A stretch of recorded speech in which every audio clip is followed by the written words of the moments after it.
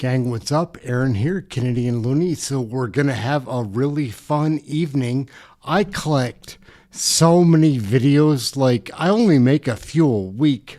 We do the live stuff, but like, I collect a lot of videos. We're going to take a look into some of the most interesting pieces from committee and the House of Commons floor outside of what happens in question period. So we're going to take a peek at that.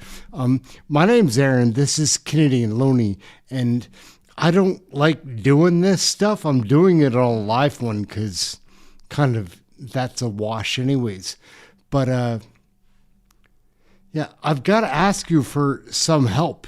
If you're a regular subscriber or viewer, like if you watch a lot of these videos, I am asking you now to like hit the subscribe. It's no big deal, but it makes a big deal to me. Like, it's a weird thing. I've got about 65% of the people that watch my videos that aren't subscribed, and that's okay. Like, I don't mind. I understand YouTube is free, but also once you subscribe, it's all free. Nothing changes. Like, just kind of helps me out. But we collect so many videos here over the course of a week, and we sort of reconstructed our interface this evening. So we're going to try to get into that. Anyways, Aaron, Canadian Looney, like, share, subscribe, get notified for the live shows, and we'll see where it goes. That's it. Let's get into the videos. We have so many interesting things to watch. Here we go.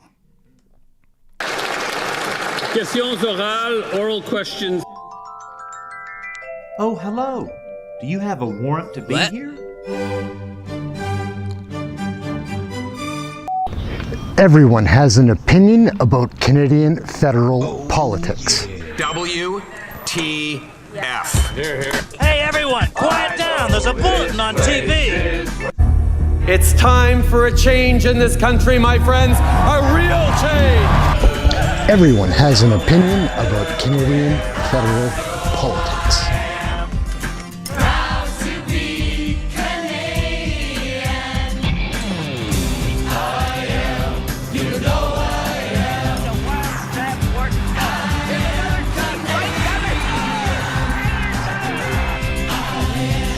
You know I am. I am Canadian. Come on! I love this country where I am. This land is where I make my stand. The bars are crooked, yes, truer than The one we call Canadian. Canadians.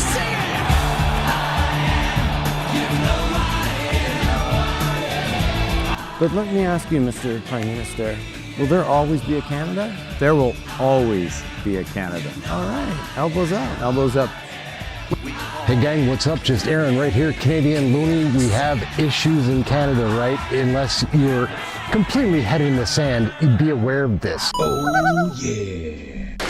And now, oral questions. Experienced witness, so we'll turn to Mr. Cooper for 6 minutes, please. Well, thank you very much, Mr. Chair. Thank you, Commissioner, for returning to committee once again.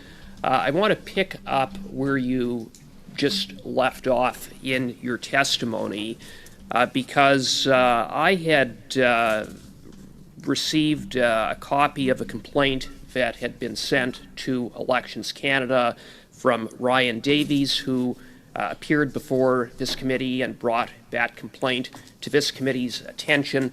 Were you aware of that complaint? I was not aware of that complaint at the time that I testified before the committee. Of course, I am now aware of the complaint. Okay. Now, the complaint states, among other things, that there were potential violations of the Canada Elections Act by the longest ballot committee. The complaint includes various pieces of correspondence, as well as a photo of an organizer who was collecting, or appears to be collecting, signatures in which the candidate's name is blank. In other words, if that is accurate, if the picture is fully accurate, but it certainly appears that the candidate's name was blank, that electors were signing a nomination paper for a candidate that would be then filled in after the fact, which would not be consistent with the Canada Elections Act. So what was the status of the complaint? What happened to that complaint? Do you know? All complaints, after an election, we receive thousands of complaints, and whenever they allege a violation of the act, we don't scrutinize to determine whether there's adequate evidence or whether there's actually an offense under the act. We typically transfer that, as a matter of course, to the Commissioner of Canada Elections. So, and she has the mandate to investigate violations of the act, contraventions of the act. And in the case, and I appreciate that, in the case of Mr. Davies' complaint, was that forwarded to the Commissioner of Elections Canada? So that's an interesting question. She is seized of the information in the complaint. The complaint itself, as I learned after the testimony, and I asked to search for that complaint, the complaint itself was caught in our security filters because of possible contamination of the links. And so other people who saw the evidence put forward, or the videos put forward by Mr. Davies, did make complaints, and the commissioner. So just to be, so I'm fully clear, the complaint essentially, Mr. Davies' complaint, went into a black hole. Insofar as it was sent to your office, to Elections Canada, and because of whatever issue, it sort of went into a black hole, is effectively what it sounds like to me happened. I would not, Mr. Chair, describe it in that manner. Well, I guess with the greatest respect, and I understand these things sometimes happen, but there was a complaint. It sounds to me like no one looked at it. Is that accurate, or did someone look at it?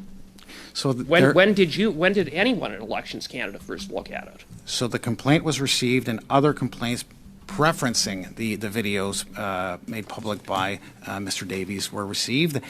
The commissioner was seized of that information and the allegations, but if you're asking, the physical complaint itself was not transferred, but she is seized of the matter. So by being seized of the matter, what do you mean by being seized of the matter? She understands the allegations. When did she first understand the allegations that were set out in the complaint? Was it after Mr. Davies appeared before committee? No, first of all, Mr. Chair, I cannot speak for the commissioner. What I can say is our office was seized of the issue at the time that, in short time after. We're talking about July, if I'm not mistaken, after the election.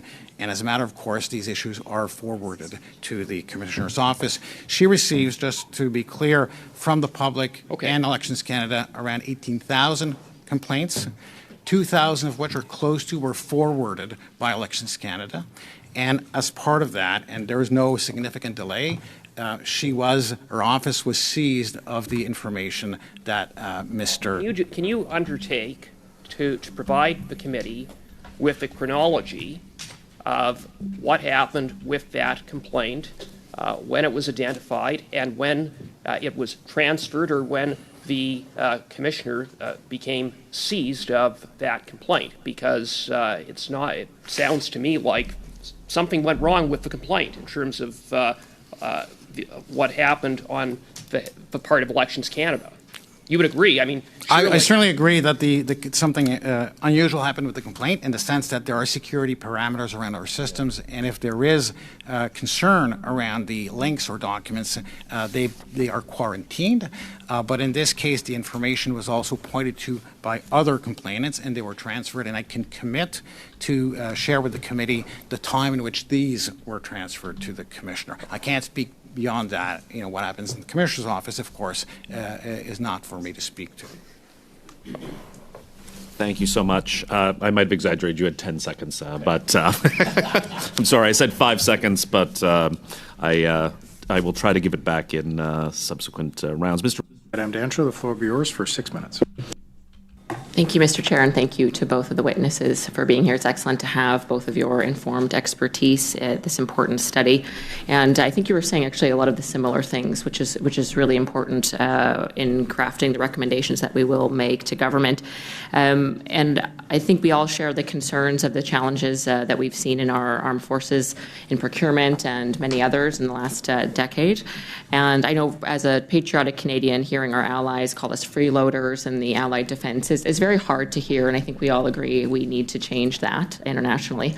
And certainly at home, I'm very happy to see that Canadians are putting sovereignty as a top issue for them, probably since the first time since the Cold War era. So this is good news on that front, that Canadians are putting that forward as a main issue. So I did want to ask you about, you both mentioned the importance of sovereign capabilities, and we've had some challenges in this area over the last number of years. So I'll first focus on aerospace, and then we'll go generally. In aerospace, of course, we have a large sector in Winnipeg that we're very proud of and we'd like to see grow. So to Mr. Muller, what do you think it will take from where the issues are today and the struggles we're having to having clear sovereign capabilities on aerospace? What are some of the top two things that you can give to this committee? So I would maybe bring it back one more step, which is what I mentioned in my opening remarks. And I would agree, Winnipeg is a huge hub for aerospace, a lot of phenomenal companies there doing amazing things. When we look internationally as to how this is done, one, you need that national security strategy to identify what those risks are to the country, to the CAF, and then that industrial strategy needs to then flow from that, identify out some of the capabilities that are required that respond to that threat. One of the pieces that we've been talking to government about for a while is a full index of the capabilities and capacities we do have here in the country. And you need that full understanding of what we have. We have a high-level understanding, but there's so much amazing capacity in this country that I don't think the government even fully recognizes. But if you take a look at aerospace, I mean, I can go through the list. We're leaders in simulation, engines, maintenance, overhaul, production. We're one of the very few countries in the world that can design, build, certify, maintain an aircraft from nose to tail, and it's something we need to preserve throughout that industrial strategy. And I appreciate how you said that we do really have so much to be proud of in aerospace and generally in the defense space, but it seems like we get gummed up a little bit in procurement and the lack of strategy, which you both outlined. So to you, Ms. Cianfarani, I hope that I said that. Okay, good. Just sort of more generally as an overview, do you see the same issues that aerospace is experiencing as sort of a bottleneck issue, and how does procurement problems that we've seen for a while in government play into that, and how do we solve it? And in 2 minutes, if you could. I'll do my best. I think first and foremost, we actually have a lot of really good sovereign capability already residing within Canada, and that's kind of like one of the fundamental problems, which is we think that we don't have as much as we really do. I would draw your attention to the fact that we study this sector every couple of years. There is a very, very detailed Statistics Canada in Department of Industry or ISED study that goes very detailed into the capabilities that we have in the country, right down to micro data, which may or may not be available to you, but is certainly available to the departments.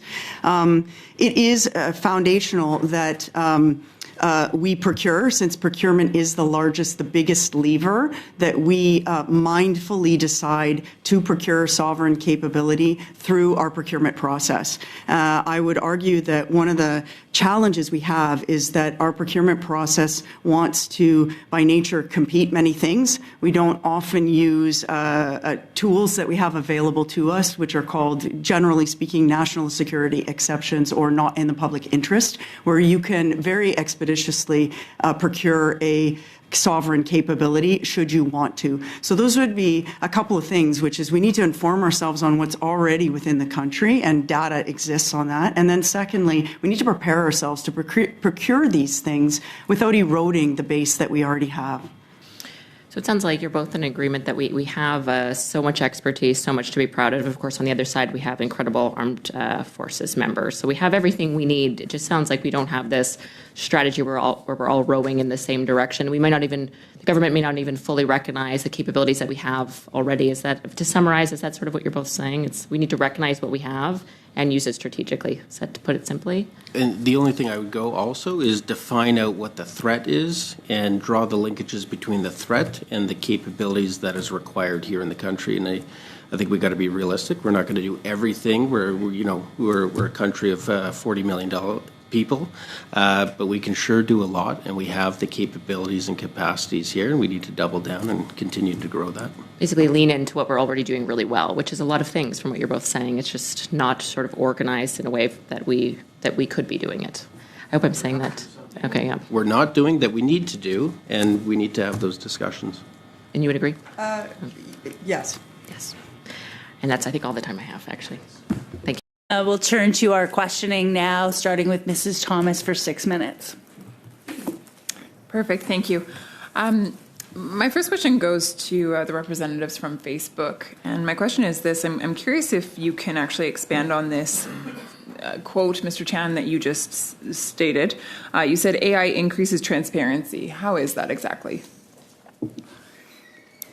I don't have to press anything. Thank you for the question, ma'am. I was referring to more open source AI increases transparency. And so the way we have gone about ensuring that we democratize this technology is, in fact, to make our models freely available to anybody.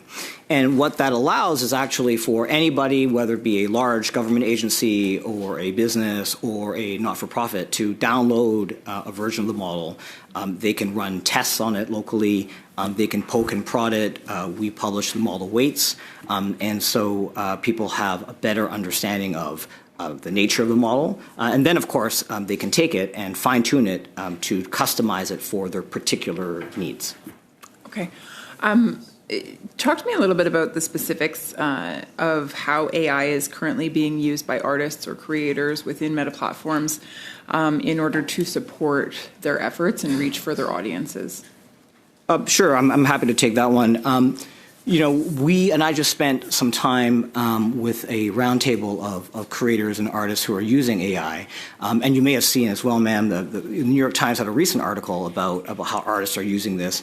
There are certainly, if we think about technology as an enabling tool for creativity and for creators, there certainly has been a boom of new use cases, new ways of having creative outlets to bring to life new kinds of ideas, new kinds of sources of expression. So sorry, Mr. Chan, just in the interest of time, I just need you to get to specifics. How are creators specifically using AI to advance themselves within Meta platforms?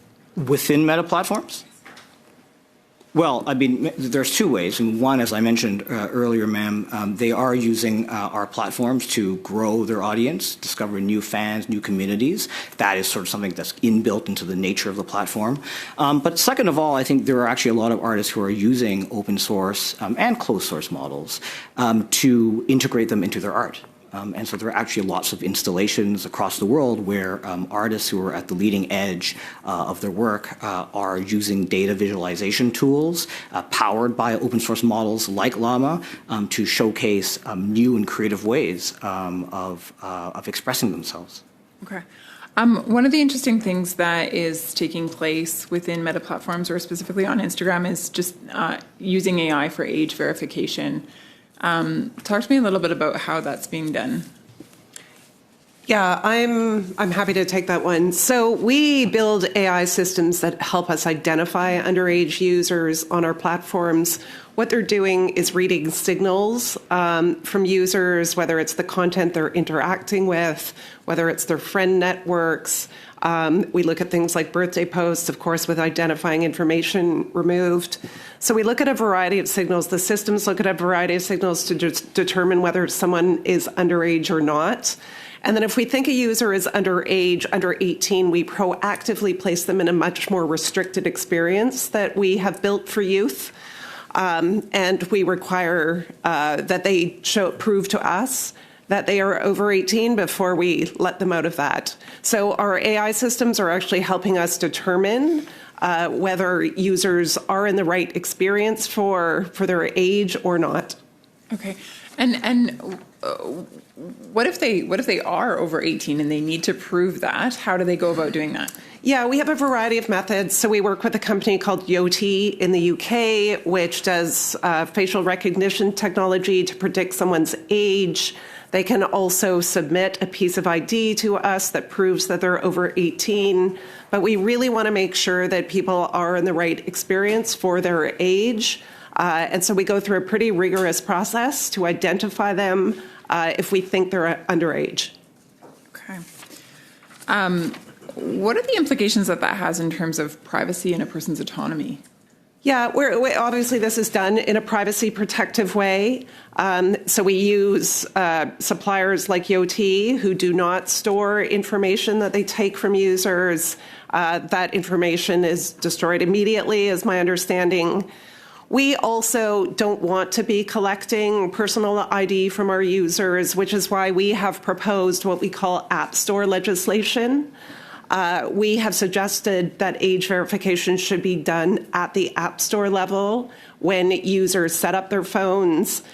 Google and Apple are getting reliable information about what age someone is.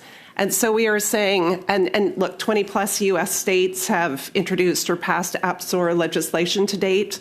We're saying, send us that signal about whether a user is under 18 or not, and we can ensure they're placed in the right box, in the right experience. So we are advocating strongly for App Store legislation as part of the government's online harms legislation. That's really interesting. Thank you. Jumping more back into the creative side, I guess, AI Studio is used to enhance creativity on your platforms. Talk to me about how that's being used to reach new audiences and increase effectiveness or efficiency within the sector. In 5 seconds. I'm happy to answer that question perhaps later. Yeah, that's right. That's right. Unfortunately, since we have so many, maybe we can come back to that question in the next round, unless you can do it really quickly. Well, 5 seconds. I think historically we've seen new technology has always preceded a boom in creative industries. So following the printing press, we saw the growth of the novel, for instance. And so I think there will be new avenues of creative expression that we have not even seen yet that come as a result of this new technology. And I think the opportunities are enormous for Canadian artists. Thank you, Mr. With Mr. Barrett from the Conservative Party of Canada for 6 minutes. Go ahead, Mr. Barrett. Your report details how Brookfield uses subsidiaries in low tax jurisdictions like Bermuda and related party debt arrangements to reduce taxable profits. Could similar opaque corporate mechanisms be used by public office holders or their associates to shield ownership or economic benefit in ways that undermine the spirit of Canada's Conflict of Interest Act? Absolutely. The use of subsidiaries in tax havens, the use of trust structures can both shield public office holders from taxable, from having their income taxed as it was intended to be in Canada. You wrote that Brookfield provides only the, and I think it's a direct quote, bare minimum, end quote, of disclosure despite its ESG branding. So given that the former Brookfield chair, Prime Minister Mark Carney, has built a public reputation around transparency and responsible capitalism, what minimum disclosure standards should apply to public office holders to prevent hidden offshore holdings? Well, I think the use of blind trust is not an appropriate method for dealing with that issue. And I think investments in assets should be fully disclosed for any public office holder to make sure that they are living up to the spirit of the law and paying tax along with other ordinary Canadian citizens who in general, I assume their income is taxed from their payroll deductions, and there's less ability to use offshore bank accounts and advice from high-powered accountants and tax lawyers in order to avoid their obligations to fund domestic services in Canada. So that's interesting that you've said effectively that blind trusts don't work in this case for the purposes of the Conflict of Interest Act. So given that, what specifically would you suggest replace them? For example, we've had witnesses who have supported the notion that divestment, which currently in the Act is either placing controlled assets in a blind trust or their liquidation, to only allow for assets to be sold and then for the proceeds to be placed into trust and then managed by a portfolio manager. Would that type of solution satisfy the lack of transparency or the ability to hide the details that you've suggested that it might? Yes, I do think that approach deals with the issue. If you're liquidating the assets and then putting the proceeds into a blind trust, I think that sufficiently covers the problem there. So the report highlights cases like Canary Wharf in the United Kingdom, where Brookfield generated significant revenue but paid very little local tax. What lessons are there for Canada in terms of tracking the true location of economic activity and profits? Yes, firstly, on the Canary Wharf investment, the UK tax authority has since investigated further and required that investment to pay money. I think that the setup of that investment was largely to avoid future payments of capital gains on the investment rather than the ongoing rental income from the Canary Wharf property. In terms of what Canada should do, I think it's very much overdue for Canada to adopt a public country-by-country reporting regime. So Australia has just done this, and that is going into effect this coming year. The European Union has also done this, and that is coming into effect this next year as well. Australia's version is significantly stronger, and this requires, in the case of Australia, any multinational that operates here with over 10 million in revenue is required to disclose all of its basic financial details, profits, losses, revenue, related party revenue, number of workers in a list of 40 jurisdictions that are widely regarded as tax havens. So this would include places like Bermuda, Singapore, Cayman Islands, along with Switzerland, Singapore, Hong Kong, and many other jurisdictions that are commonly abused as tax havens. It's hard to fix a problem if you can't see it, and I think transparency is ultimately the first step, and we would strongly encourage Canada to follow suit of both Australia and the European Union in requiring disclosure for all multinationals. 5 seconds. Just very quickly, would banning the use of tax havens by public office holders allow for more transparency for Canadians? Quick response, please. Yes, I think that would be an interesting idea to pursue. Thank you, Mr. Ward. For 6 minutes, round of questions. Good morning, Jessica. And I just want to reiterate and thank you for your courage in being here. And again, Tremblay. Over to you, James. You have 6 minutes. Thank you, Mr. Chair. And Secretary, welcome back to committee. Good to see you. Now, in September, Vice Admiral Topshee suggested that we should be looking at buying a mixed fleet of submarines. And then Prime Minister Carney said that there's no scales of economy if we have a mixed fleet. Do you agree with the Prime Minister's comments? I think that is relevant to the specific weapon system you're talking about and the number of things you get. Obviously, the smaller number of things you get, in this case, it's up to 12 submarines. Cutting that in half makes little sense. If you're buying a large number of things, dozens and dozens of things, it may or may not make sense depending on what you want the thing to do, the threat. There's a whole bunch of other considerations. So it may or may not make sense. I tend to agree with the Prime Minister on those submarines. Prime Minister on that. So Secretary, in the F-35 review, which Minister of Defense, Minister McGuinty said would be done by the end of summer, and it's still not done, you said the speed of relevance sounds like more red tape, more bureaucracy, and just slowing the process down. Well, we've stood this agency up almost verbatim the way this committee recommended this agency be stood up. Many governments over a number of years have tried to set an agency like this up, including the previous Harper government. It didn't get done. We tried different things. Setting up an agency. What we did, we actually set up a cabinet secretariat that actually sped things up, and we're able to have that political leadership to ensure it. All you're doing is adding more bureaucry. So let's just we're putting things into the center. The Conservatives actually added more bureaucracy. We are actually taking resources from existing departments, bringing them together under one roof to focus on. Point of order.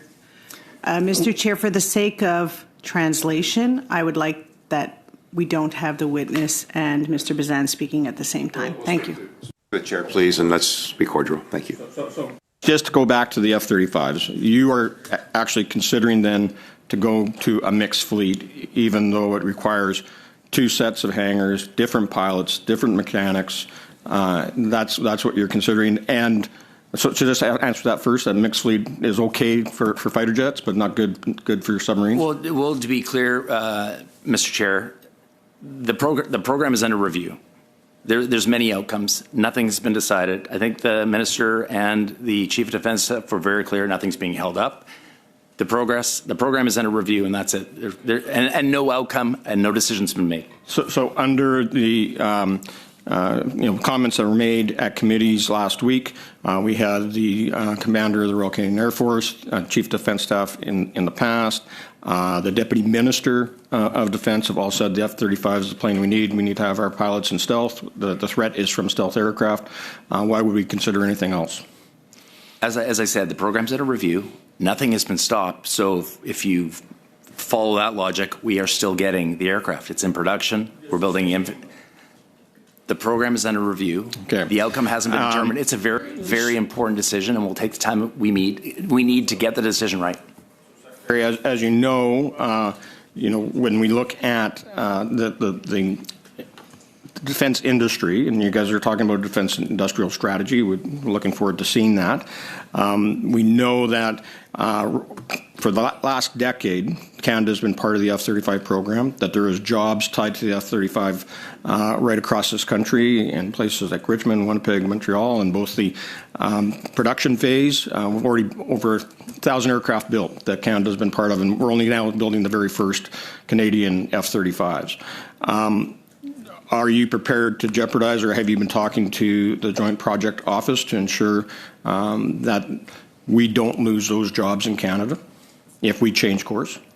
Well, I think, again, the program's under review, no decision's been made. But, James, just broadly, because I understand this quite well, as all options come with jobs. They do. It's called ITB VP. We get jobs when we buy things. That's the way we work. Lockheed Martin said on TV just the other day that Canada will continue to compete for jobs at best value. We've paid for that right for years. That will continue, regardless of what we do. Lockheed Martin said that on TV just the other day. So are these jobs important? Yes, they're important. Do we want to preserve those jobs? 100% we do. Do we want to maximize jobs under any circumstance moving forward? Of course we do. That's why we're here. Secretary, as we know that we already have won the competition.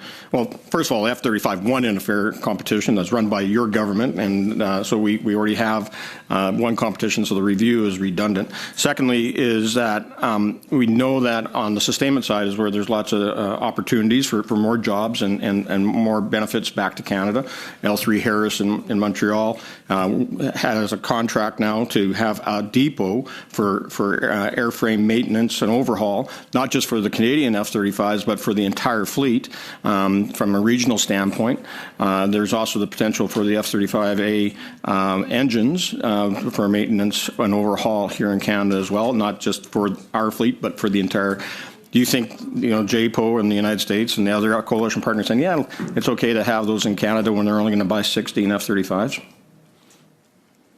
I think that I'll take Lockheed Martin at its word, which is Canada compete for best value. We have some of the best aerospace companies on the planet. It's in their best interest to allow our companies to compete. And I will say one thing, just to make sure that we got our terms straight.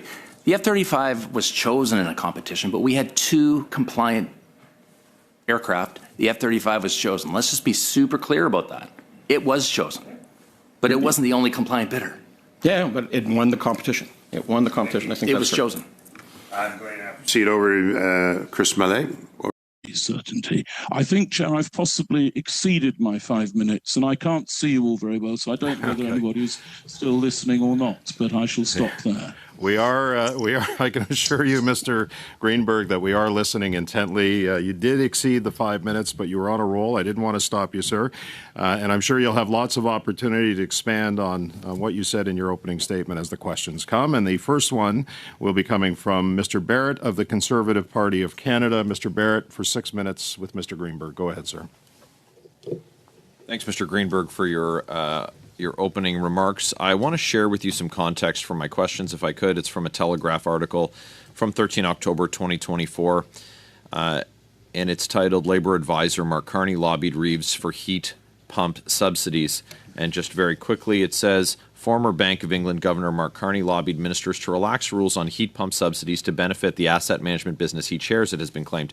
Mr. Carney, a Labour advisor who has helped Rachel Reeves with the creation of the National Wealth Fund, raised the idea of changing the cash for heat pump installation scheme with the Chancellor, according to Richard Harpen. And Mr. Harpen is the founder and former chief executive of HomeServe, now its chair.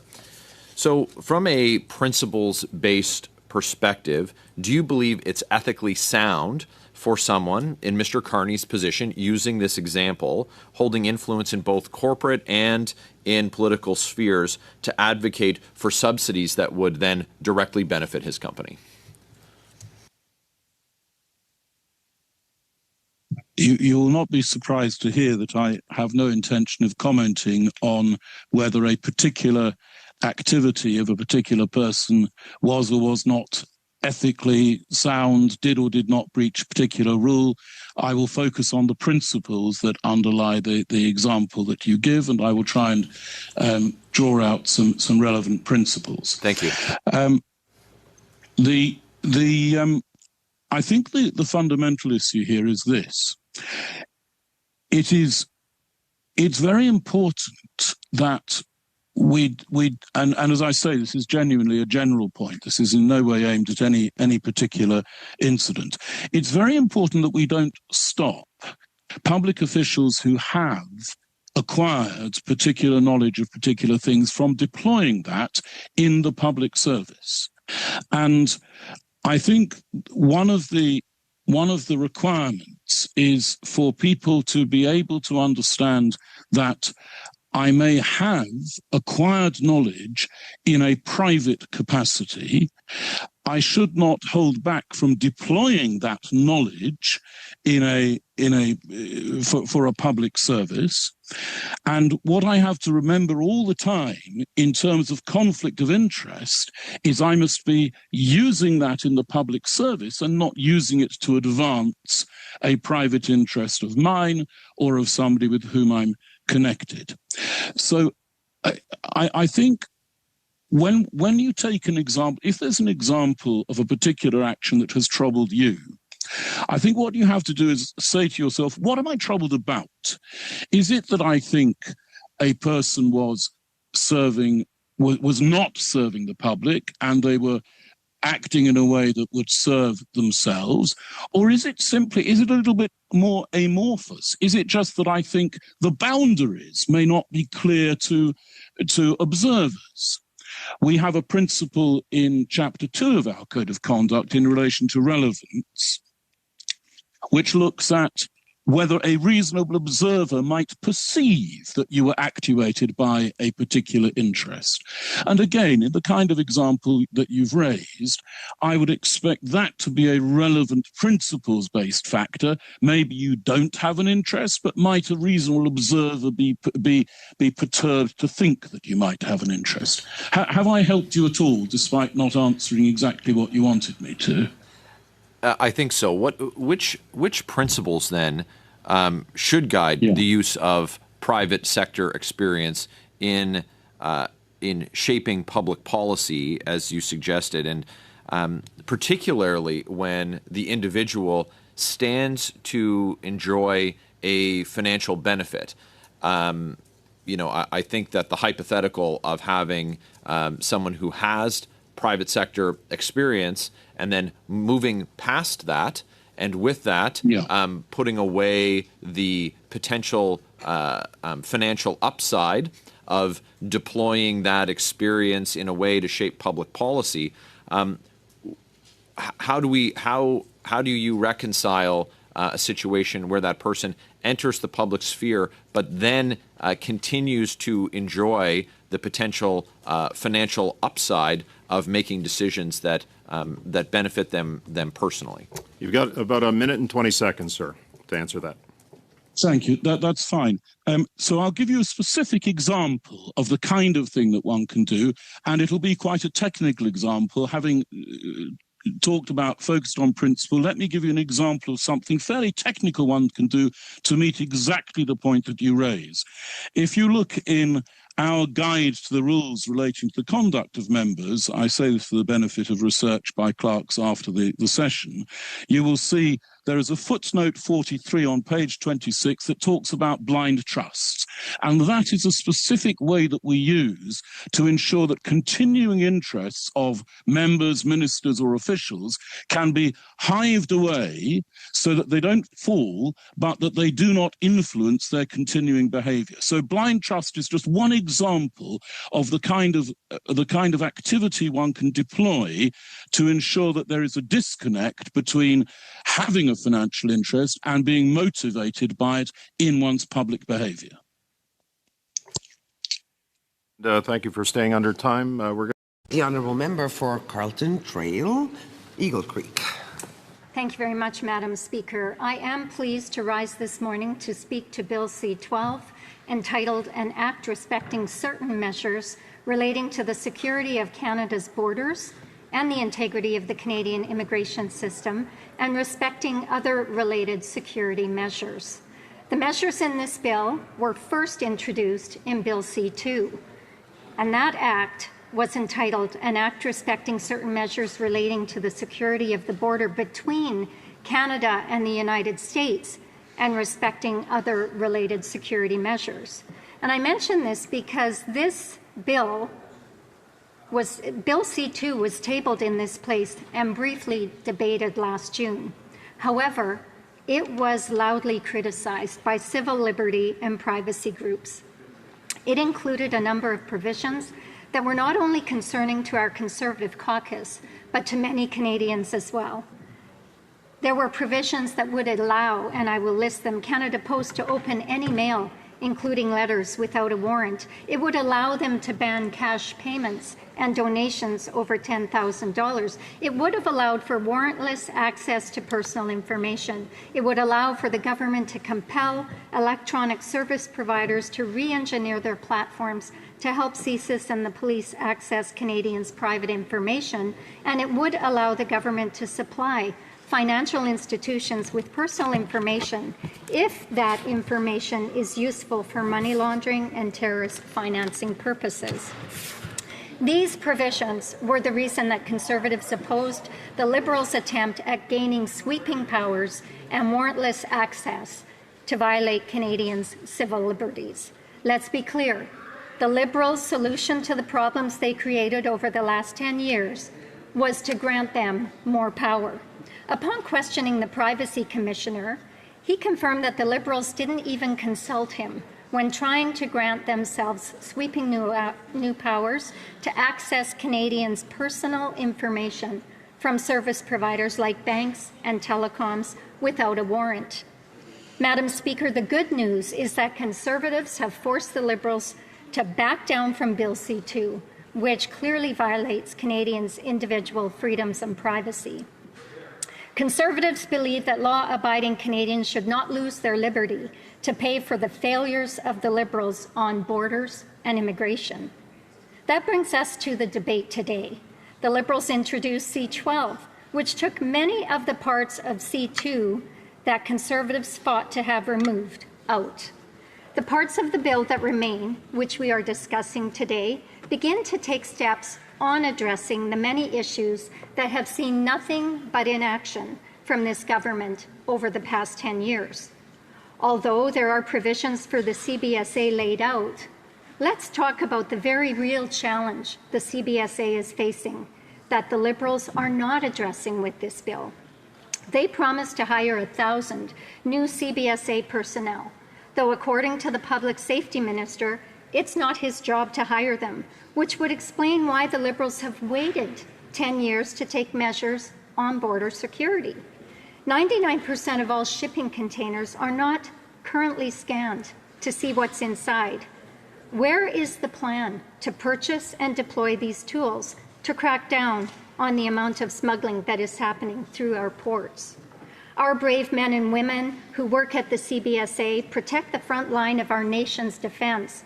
They deserve real, meaningful action from the government to help them and equip them with the tools they need to help keep Canadians safe. They need action from their government. Conservatives believe in the important work that they do, and we will continue to offer solutions and clearly define measures to assist them in doing the work of keeping our border secure. Another part of the bill this bill seeks to address fentanyl precursor chemicals that are being used to manufacture fentanyl here in Canada. Though we welcome any efforts to crack down on the drug epidemic facing our communities, it seems the Liberals are more content with simply blaming the chemicals and not the criminals who manufacture and distribute deadly fentanyl onto our streets. Of all apparent opioid toxicity deaths from January to June of 2024, 79% involved fentanyl. The amount of emergency room visits for opioid-related poisonings have more than doubled since 2018. Madam Speaker, just 2 milligrams of fentanyl is enough to be a lethal dose and take someone's life. Dealing fentanyl should be punished the same as murder because it is effectively murder. If a fentanyl kingpin traffics just 40 milligrams, it is enough to kill 20 people. There needs to be serious deterrence, not simply banning the ingredients that make the illegal drug they're selling to vulnerable Canadians. And the Liberals continue to push for what they call safe consumption sites near schools. At the Health Committee, the Conservative member from Dauphin Swan River, Nipawin, and Shadow Minister for Health called on the Liberals to shut down fentanyl consumption sites next to children. However, the Liberal minister refused to rule out approving more consumption sites next to schools and daycares, despite acknowledging they are repositories for rampant fentanyl usage. This bill does not meaningfully look to defend the victims of the fentanyl crisis either. Since the Liberals took office, all violent crime is up 50% from 2015 to 2023. More laundering and organized crime have found a home in Canada. The solution the leaders proposed in C2, give them sweeping powers to spy on individual Canadians. Violent crime is up, organized crime is up, drug trafficking is up. Even if you are caught by the Liberal justice system, house arrest is still permissible for some of the most serious offences. While this government has allowed violent crime to rise all across this country, they allow violent offenders out on bail or house arrest so they can return to the very community they are a danger to. For years, Conservatives have been proposing measures to crack down on criminals and to put the charter rights of victims ahead of their abusers. Part 11 of the bill amends the Sex Offender Information Registration Act and Customs Act, which will allow for greater accuracy in reporting, tracking, and investigating sex offenders. These are welcome changes that the Conservatives have been advocating on for years, and they are long overdue. However, the consistent theme the Liberals have presented to Canadians throughout both C2 and now C12 is that they are not willing to be held responsible for the last 10 years they have been in government. We hear it often, Madam Speaker. While they would have Canadians believe, while the Liberals would have Canadians believe that they are a new government, just now learning of these problems, they are not. They have been in power for 10 years and are responsible for this mess. And giving them more power to fix it is not the answer. One thing is very clear, Madam Speaker. Only Conservatives will continue to stand up for Canadians' individual freedoms and privacy. In closing, only Conservatives will continue to advocate on behalf of Canadians. We will examine this bill thoroughly to ensure that the Liberals don't try to sneak in measures that breach law-abiding Canadians' privacy rights. Thank you, Madam Speaker. And referred to the Standing Committee on Justice and Human Rights. Debate. Mr. Speaker, it's always a pleasure to rise on behalf of the people from Kamloops, Thompson, Nicola. But today is a particular pleasure, a distinct pleasure, because today I believe I rise on behalf of all Canadians to report on an epidemic, something that touches all Canadians, and that is intimate partner violence. This is a nonpartisan issue, Madam Speaker, and in drafting this bill, I deliberately made it as nonpartisan as possible. I know sometimes things do get quite partisan in the House, but this bill, in my view, and I say this with the greatest of sincerity, is a nonpartisan bill to address the epidemic of intimate partner violence. I know that I've spoken with a number of stakeholders, a number of people who've experienced intimate partner violence. I've received those notes, and to anybody who's watching today, anybody who's listening today, please know we hear your heartfelt words. When a victim literally pours out their heart to you in a note saying, I was a victim of intimate partner violence and I feel heard through this bill, it's my view that we should heed these words and pass this bill expeditiously. I know that watching online today is the family of Bailey McCourt. For those who are unaware, Bailey was a young woman, a mother, a survivor of intimate partner violence. This summer, her former partner was convicted of abusing Bailey. Within hours, he left the courtroom and murdered her. That allegation is before the court. Along with her was one of her friends, a relatively new friend, who survived. Bailey's family reached out to me a couple of weeks ago, and they asked that this law be known as Bailey's Law. Oftentimes, as politicians, we will sometimes attach a name to a law. I didn't feel it was my place to do that, but when a victim's family reaches out to you and asks that this be done, that is not something we should easily ignore. I know Bailey's Aunt Debbie is watching today, being the spokesperson for the McCourt family. I also had the opportunity to meet with her father, Shane, stepmom, Trish, this past week during the break week. And I hope I'm not paraphrasing inappropriately, but they provided unequivocal support for this bill. So people are watching. Canadians are watching, victims are watching, women's organizations are watching. I've received countless emails, correspondence, feedback from women's organizations. Why? Because what this bill does is it creates the distinct offense of assault intimate partner. Right now, assault in the criminal code does not distinguish between who you assault. The only distinguishment is actually if you assault a peace officer. So we distinguish between assaulting a peace officer and assaulting somebody in the general public, but we don't distinguish between punching somebody out at the bar and punching out your intimate partner. Two very different things. One is a relationship predicated on trust, intimacy, sometimes dependence, as in financial dependence, the commingling of assets. The other happens randomly. When it comes to intimate partners, they're the most likely to experience a homicide.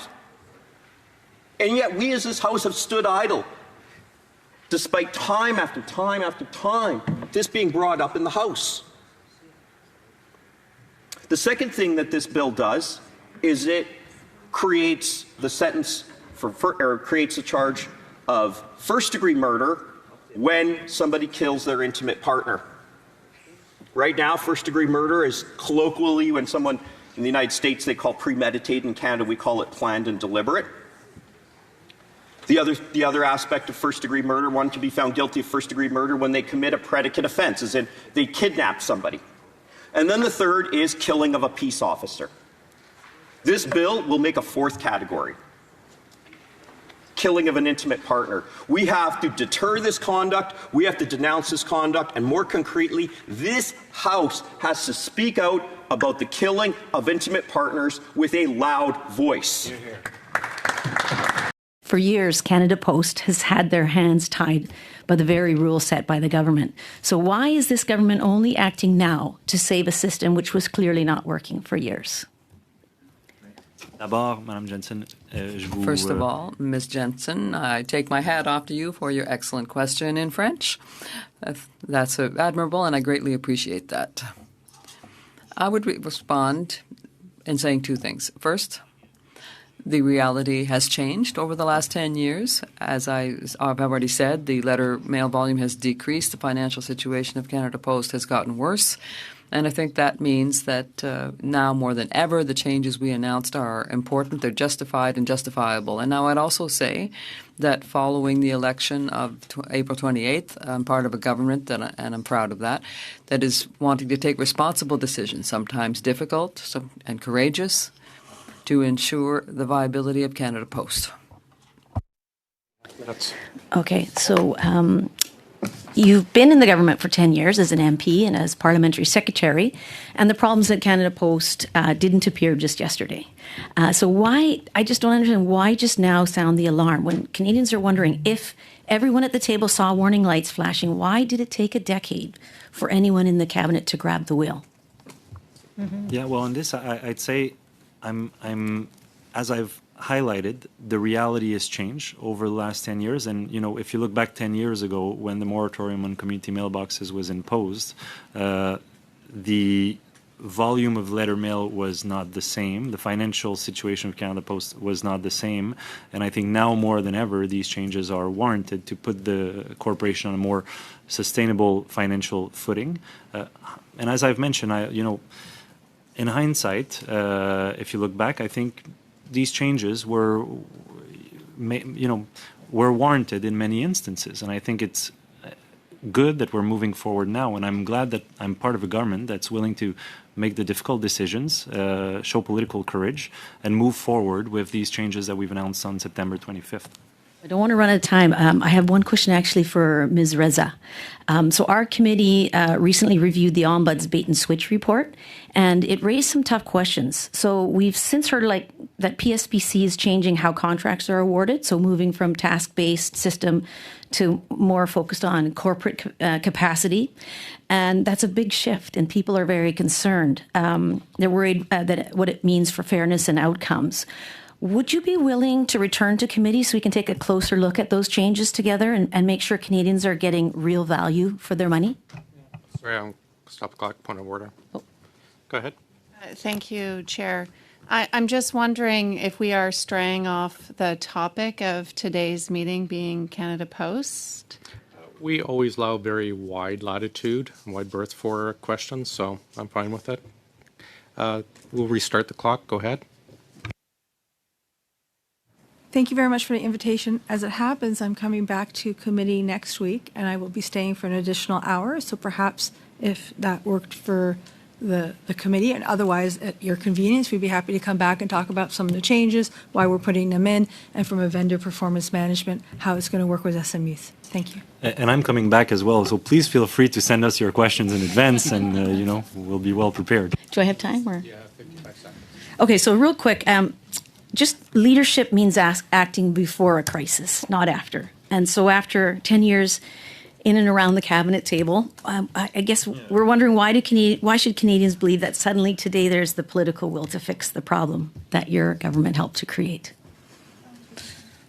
As I've mentioned, the reality has changed and the world has evolved, and I think the pandemic accelerated much of those changes that we're discussing today, whether it's the decline in letter mail volume, the digitalization of our lives, and I think that, warrants the changes that we've announced on September 25th. And I would also argue that, and thank William Kaplan for his report, which I think is a very thorough report and outlines the immediate steps that need to be taken to stabilize the financial situation at Canada Post. And I'm proud to be part of a government that's moving forward with these, with the recommendations in the Kaplan report. Thank you very much. Ms. Sutz, please. Thank you very much, Chair, and thank you, Minister, for being with us today, and obviously for the attention that this file, this issue with Canada Post has taken. You just mentioned, the pace of digital change in Canadians' lives. So I've heard you describe Canada Post as a vital national institution that is worth preserving. And when you put that in the context of the pace of digital change and an increasingly digital world, I'm wondering what role you view Canada Post having in that new world where digital is taking over. Well, I think this will warrant, and Canada Post is owned by Canadians, and I think looking at the future of Canada Post, it's important that we review its mandate with an idea of what Canada Post will look like in 10, 15, 20 years. How can it, better adapt and offer services that make sense to Canadians as the world changes? And I'll be looking forward to hear from Canadians, hear from hopefully this committee at some point as well on what this can look like. But given the financial situation, given the losses in Q2, given the $10 million a day, and I hear now it's even more than that, to me it was important, and to the government it was important to move quickly, decisively, with the changes we've announced, to put the corporation on a sustainable financial footing, to give it the opportunity to right-size itself, transform itself, and to be efficient at what Canadians expect Canada Post to do, which is connecting Canadians from coast to coast to coast. Excellent. Thank you very much. And I know we've talked a little bit about Royal today, but I know even myself, I have the village of Carp as part of my riding of Canada. And there is questions as to what service will look like in rural parts of our country. And so can you share your thoughts or where you think service levels are going with respect to our rural communities? Well, the directive I gave Canada Post was crystal clear as they, operate under this new paradigm where the rural moratorium that's been in place for 30 years, that hasn't changed in 30 years. So as they operate now without the constraint of this moratorium, I've made it crystal clear to the corporation that their obligation to serve Canadians and provide a good level of service comparable to what Canadians in urban areas get is paramount. And I'm looking forward to see how they intend to operationalize it. But as I've mentioned, the idea of lifting the moratorium is really because some of the communities, some of the post offices that are covered under the moratorium and have been covered for 30 years used to be rural, but are now suburban, urban, and the list of examples is fairly lengthy across the country, and it makes for incongruencies where you would have communities where you have a post office and a point of service across the street in suburban Canada. Excellent. Thank you for that. Certainly an important consideration, which you're obviously on top of. During your announcement in September, you indicated that reviewing the process for increases to the stamp rate to modernize and to shorten it in line with Commissioner Kaplan's recommendations was an important piece. So I'm curious the status of that review, if you have any update or any specific barriers that there are to a shorter stamp rate increase process. I'll be happy to report that there are no barriers. We'll be moving forward with an expedited process that will allow Canada Post to increase the stamp rate. It's an important point because the time it takes to increase the stamp rate to better reflect the actual cost of delivering mail and the burdensome aspect of that process has made it so that the stamp rate in Canada has not kept pace with what other countries have done. If you look at international comparisons, we're way down compared to other countries in terms of the price of stamps in Canada.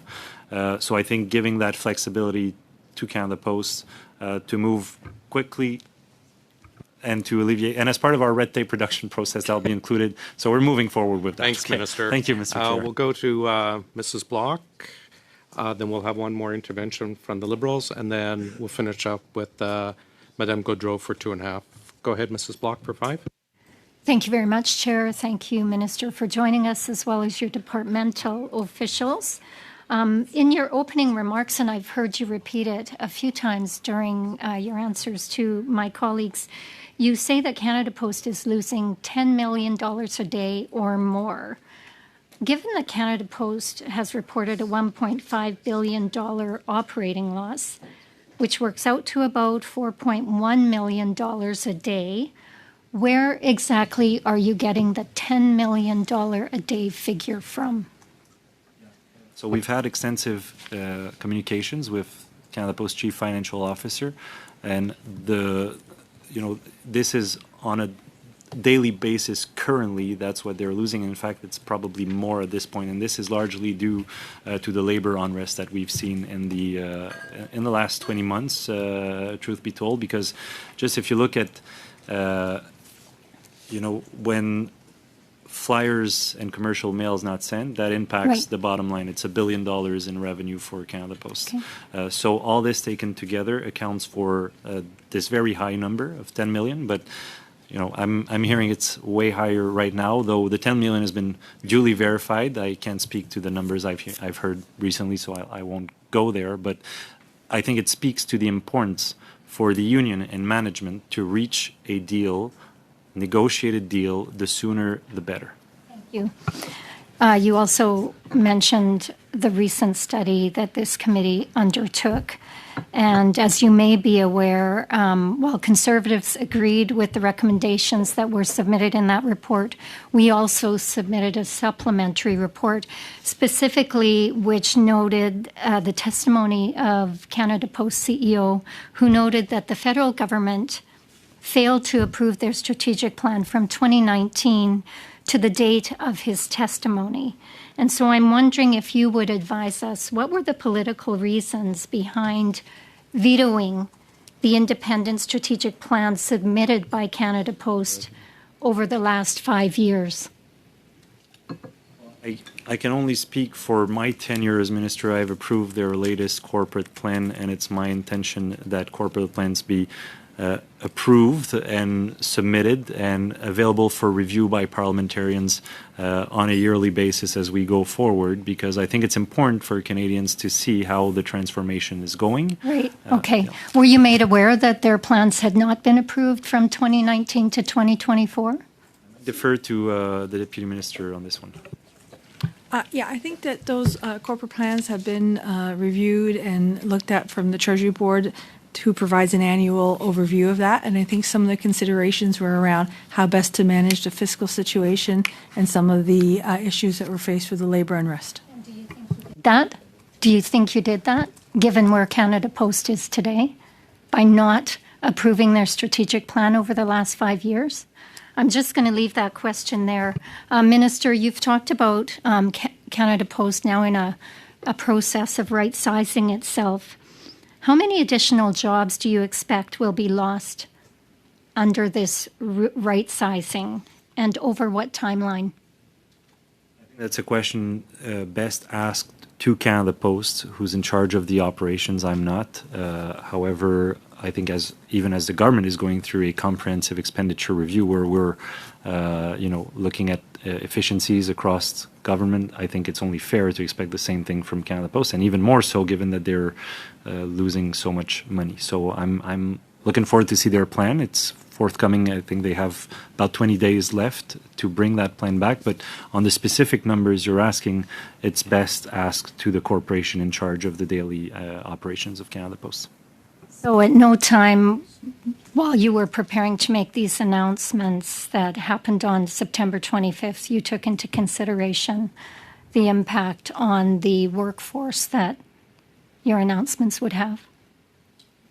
Well, that's not correct. Of course, it's something, when you look at the organization, Canada Post has a very big structure that is designed to deliver volume that are not existent today. So I think it's only fair to ask the organization to right-size itself given the nature of letter mail today. So you announce a plan and then tell them to right-size themselves without knowing exactly what the cost to the workforce might be. Brief answer, please. Well, on that note, I'm not in charge of the daily operations of Canada Post. Management is, so I think that's a question best asked for management. But when you have a Crown Corporation that's losing $10 million a day, I think it's only fair, and I'm sure you would agree, MP Block, to ask them to find the efficiencies and right-size themselves. Thanks. And the floor goes to Mr. Guglielmin, followed by Madame Kirkland. And Madame O'Rourke, did you still want to speak to this? Okay. Mr. Guglielmin, the floor is yours. Thank you, Mr. Chair. And first, I want to thank my colleague, Ms. Dancho, our Shadow Minister for Industry, for her leadership on this file and introducing this very important emergency motion. The PBO estimated that government support for the EV in their investments in Canada has totaled up to $52.5 billion between 2020 and 2024. But yet, despite the vast sums of public money that have been shelled out, Stellantis announced that it's going to move production of the Jeep Compass from Brampton to Illinois, potentially putting, as we know, 3,000 jobs at risk. This, despite taxpayers having already invested over $1 billion in capital and committing another $15 billion in subsidies for their EV battery plant. So we're seeing a bit of a trend here. We're studying capital flight and productivity at this committee. We've lost hundreds of billions of dollars of capital to the Americans. And here we see Stellantis creating 5,000 new jobs across Illinois, Ohio, Michigan, Indiana. GM pumping $4 billion into U.S. facilities in Michigan, Kansas, and Tennessee as it moves to produce or to boost production of gas-powered vehicles, given a slowing electric vehicle demand climate. And we have a pattern of lost jobs here in Canada, despite that. So 3,000 possibly here at Stellantis, another 300 from GM Oshawa, 500 at GM Carney, with another 1,200 at risk. We've heard of 300 at an auto plant in Quebec. And frankly, it's unacceptable. It's a betrayal of Canadian workers, taxpayers, and communities. And I remind everyone on this committee, as we're well aware, these aren't just numbers. These are families, livelihoods, good-paying Canadian jobs that benefit local economies. And we have a duty to promote accountability and transparency. Canadians deserve that. They deserve to know that public funds that are committed, they lead to real enforceable commitments.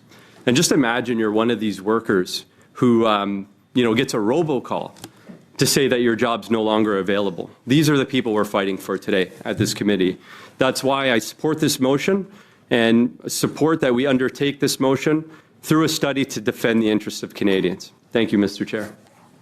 Okay, thank you, Mr. Gugelmin. Ms. Kirkland, welcome to the committee. Congratulations on your recent election. And the floor is yours. There we go. Sorry. My committee goes on automatically. I don't have to press the button. Okay. Thank you very much. Thank you again as well for Ms. Dancho and the committee for inviting me to come to speak today. I appreciated your comments, Ms. O'Rourke, in terms of being from an auto town. I am also on the Conservative Auto Caucus. Hearing from these folks, there is a concern about EVs, but that'll be a conversation for another day. I don't just want to be a voice for auto workers in Oshawa, though. So my riding is Oshawa, which is GM headquarters. But for auto workers across Canada, right now they're feeling abandoned, quite frankly. As I speak to them, and I speak to them on a daily basis, to the union presidents, they are worried that their jobs are on the chopping block. They're up for grabs in pursuit of other things. So that's their biggest concern. I feel like it's nothing short of an emergency, so I'm grateful that the committee seems like they're willing to take on this very important study. I hope that it will be unanimous, and I think that it should be, and if it's not, that will be concerning to me and to the entire auto sector. I just want to talk about the human cost briefly. In 2022, the previous industry minister, who's now the finance minister, promised that GM Canada, for instance, $2 billion investment meant Canada's auto sector, and I'm quoting here, Canada's auto sector is here for the long term. He also promised 2,600 new jobs with a third shift at GM Oshawa. That has now been cut. We now know those promises have been broken, and GM Oshawa has announced they are cutting the third shift, eliminating more than 750 first-line jobs, but we know that that means probably 3 times more in the supply chain. Moving production to the United States. And I didn't speak to the amendment simply because, for the sake of time and the sake of collaboration, but this is taxpayers' money that we're talking about, money that was spent in this investment, which is now essentially creating auto jobs in the U.S. instead of in Canada. So the auto sector feels like they're going through some whiplash, some psychological whiplash. It's a bit of a trauma to be going, up and down on this roller coaster. They have grand promises given to them only to rip it away months later. And now, of course, in Brampton, which is why we're here today. And what affects Brampton affects Oshawa, affects Ingersoll, affects Windsor, and it affects them all because auto workers are very loyal to each other. There's a lot of solidarity among auto workers. I know the president of Unifor 222 in Oshawa has written a letter, for instance, to the national president expressing their hope that they will fight for the jobs in Brampton, just like they did the jobs in Oshawa, which did see some come back, thankfully. But in Brampton, the auto workers, and it was mentioned already, the robocall, just the disgraceful way that they heard about this. They're worried. They're already worried, and we're not that far away from Christmas.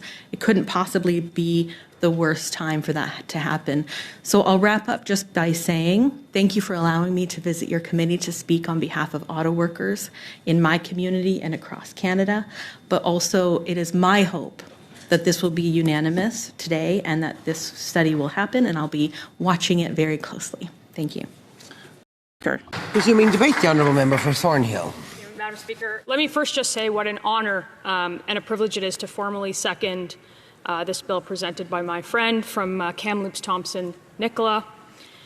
And just to say that we all come to this place to leave a mark and make a difference. And I think this piece of legislation is one of the ways in which that is a really measurable outcome.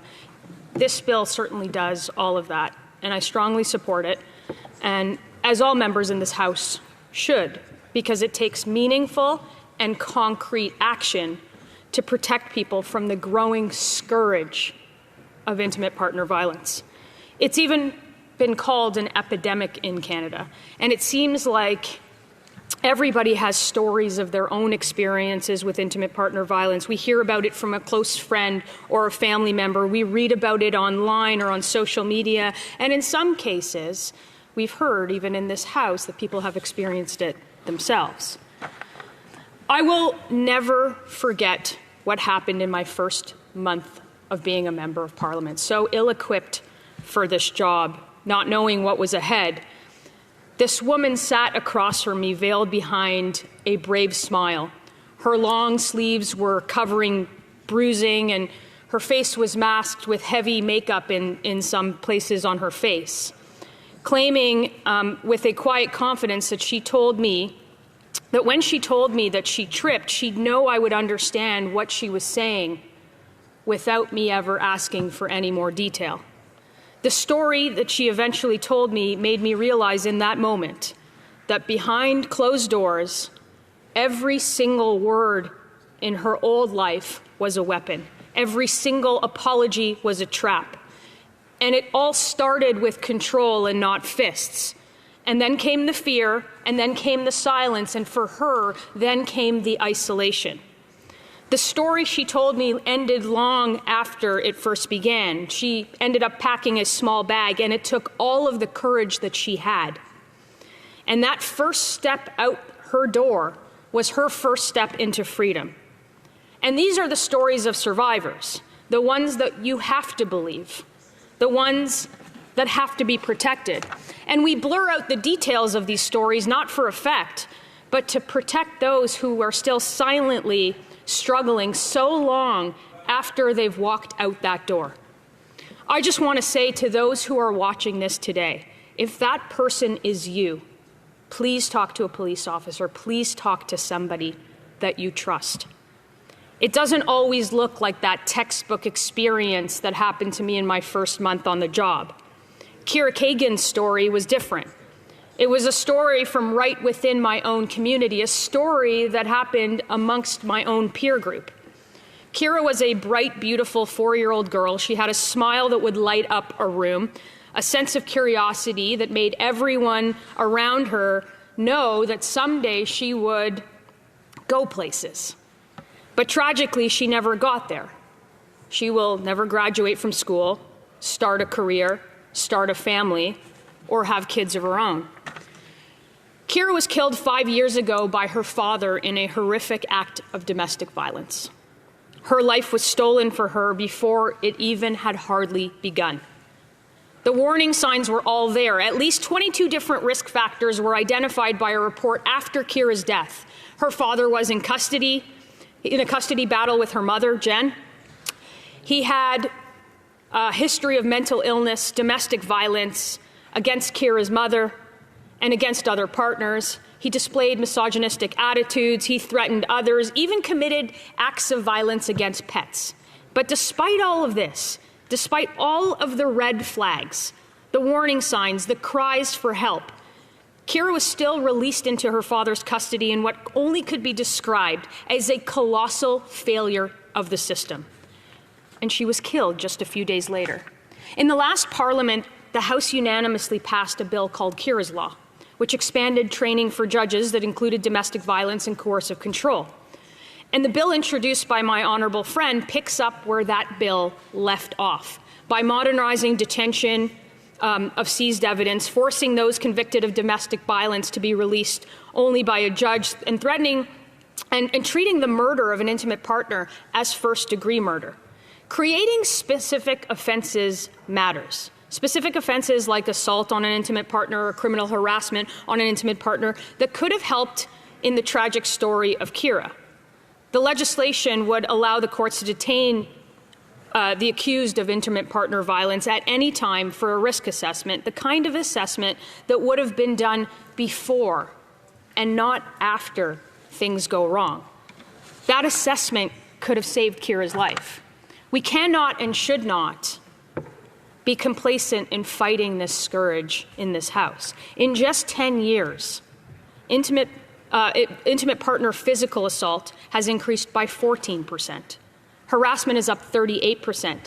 And intimate partner sexual assault is up a whopping 163%. We could talk all day about the reasons why this is happening, but nobody can deny that the lack of accountability in our justice system is a major reason why intimate partner violence and the crimes of all types are running rampant and out of control in this country. Let's take another case of somebody we've talked about in this House. Her name was Bailey McCourt.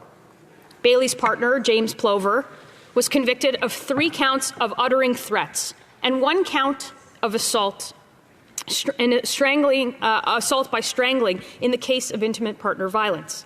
He was released on bail and killed Bailey the very same day.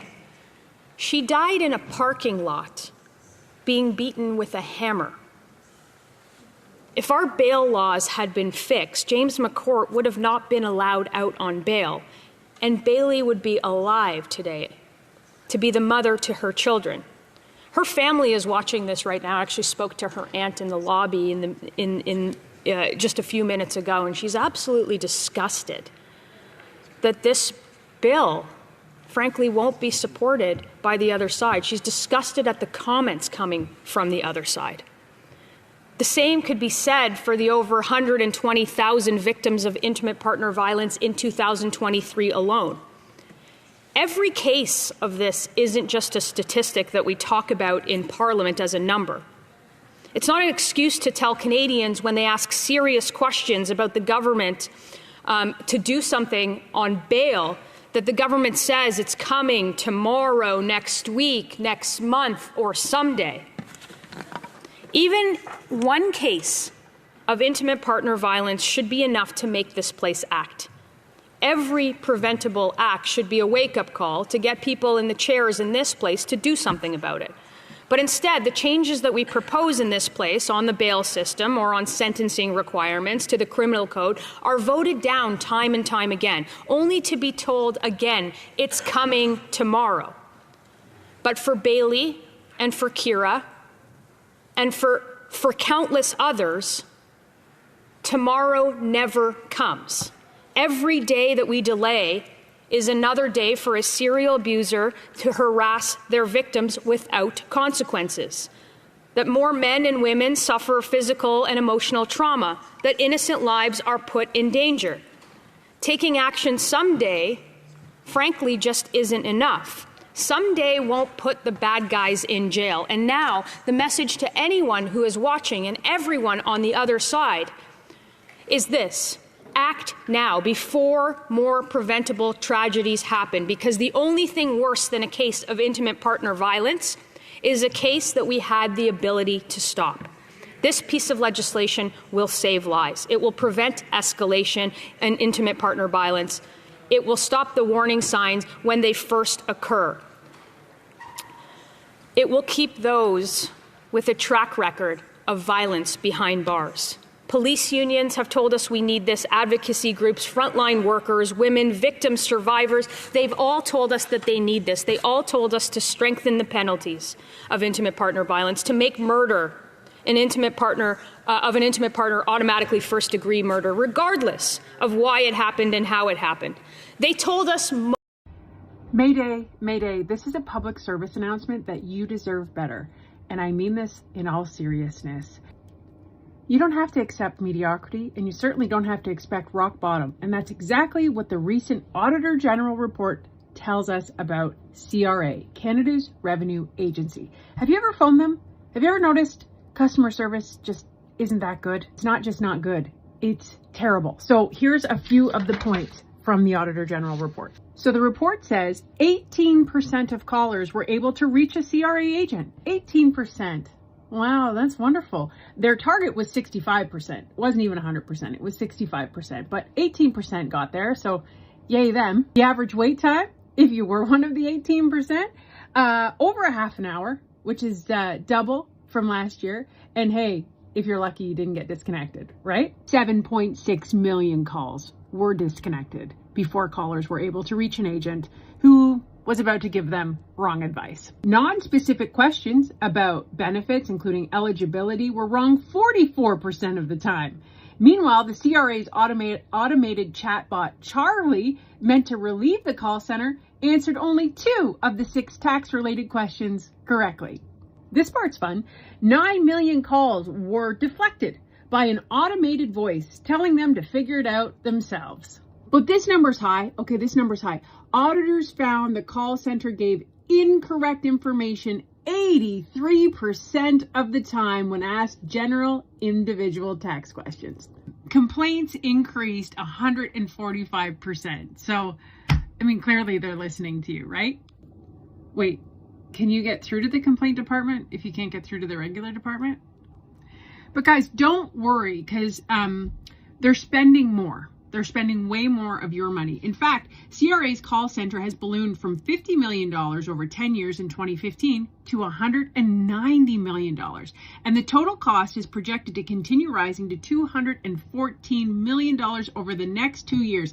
That's a 320% increase from the original contract amount. But you know how it is, right? If you owe CRA money, they're super forgiving. They don't charge you interest. So it's a good relationship.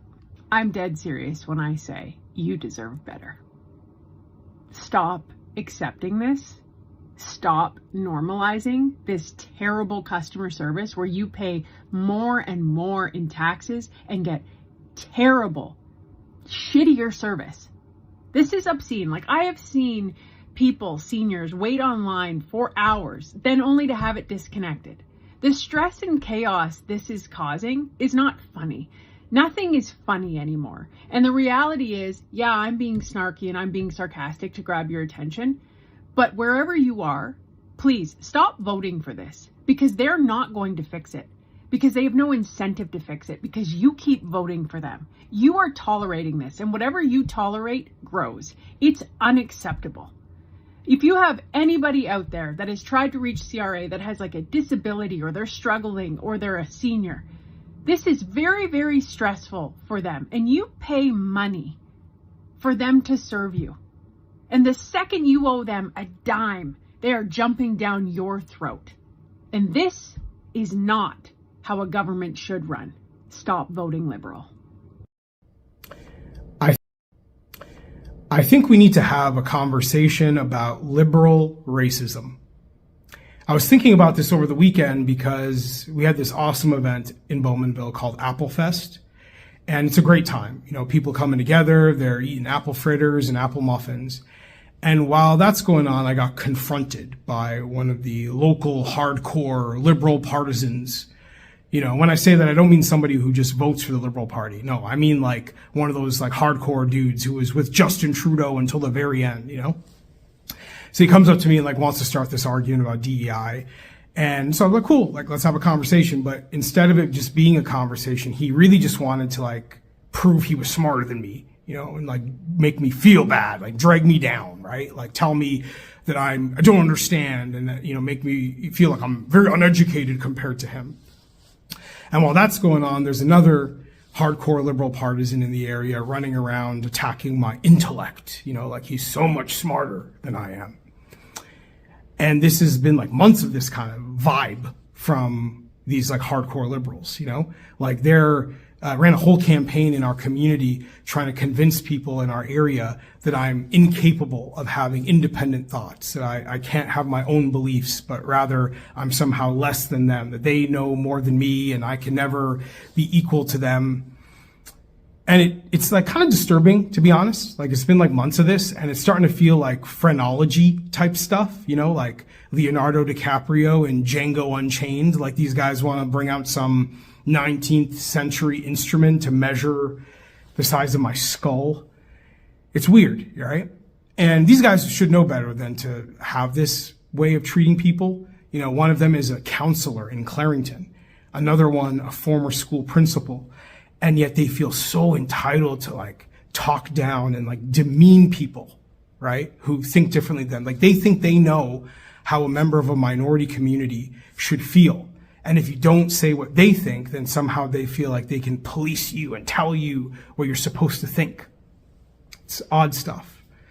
And you kind of mix that with the fact that these guys are like enthusiastic supporters of DEI. Oh, they can't get enough of DEI. And it makes you wonder, like, why are they so keen to advance policies that assume the inferiority of others? Because that's kind of what DEI is, right? It's this idea that people from minority communities can't get ahead, can't succeed without liberals extending this unique special treatment and unique generosity to us. I find it disrespectful. Disrespectful to me, disrespectful to people who look like my father, my family, some of my neighbors, some of the people I go to church with. It's this very paternalistic attitude that we need the liberals to give us these special benefits and these special things, as if we can't compete and do well based on our own talents and abilities. Now, I understand there may be people in minority communities who like this DEI stuff. There may be people in minority communities who like these liberal policies, but there are a lot of us who don't, and I'm one of them. I don't like it. I don't like feeling like other people get to look down on me and extend pity to me as if I'm less capable than they are. I don't like that. And in fact, I believe that a lot of people in minority communities just want an economy that creates opportunity for those of us who are hustlers and strivers and dreamers and builders. We just want to see the fruits of our labor. And I think that's what's gone wrong in Canada right now, is that we're not able to see the fruits of our labor. None of us, regardless of what you look like. And we don't have an economy that is giving the right opportunities to those who are willing to work hard for them. So to me, this is what liberal racism is. It's this idea that they get to put you down, they get to demean you, they get to tell you that you're less than them, but then also tell you that they're your savior, that liberal DEI policies are going to be what gets you ahead in life. I think we have to reject liberal racism. And I'm very comfortable saying I don't support liberal racism. And as the Member of Parliament for Bowmanville, Oshawa North, I will stand up against it unapologetically. Shout out to the wonderful people in Clarington and Oshawa. Appreciate you very much. Let's restore the North. Let's restore the promise of Canada.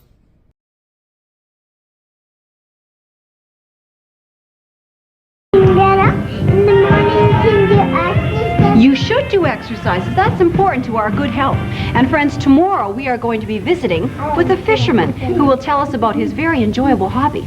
Now, I would like to see you all through our magic mirror. Romper bumper, stomper boo, tell me, do. Magic mirror, please tell me today, did all of my friends have fun at play? I see all of my friends in Alberta. It's nice to see you. And I see Dan and Vivian. I see Marlon and Mona. I see Catherine and Harley. I see Anne and Elizabeth and Jane. I see Bert and Nicole. And I see you too. I hope to see you tomorrow, right here in Romp Room. Ding dong, knock, knock, hey, daddy, do. Bing bong, tick tock, bebop, boom. Kick off your weekend with exciting CFL action when the Edmonton Eskimos tackle the BC Lions in Vancouver. Tomorrow night at 10:30 on CFTO TV.